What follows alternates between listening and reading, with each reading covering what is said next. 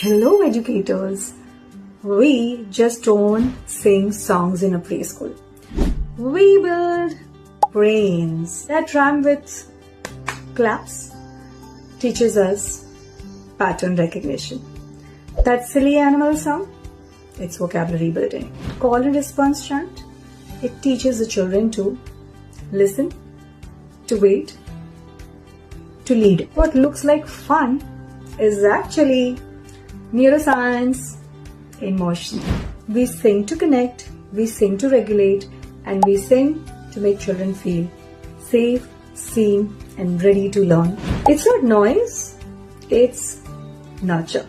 And ECCED at Tweety's Institute of Education shows you exactly how. So, want to understand the why behind every story, song, and a smile? Learn the science inside play.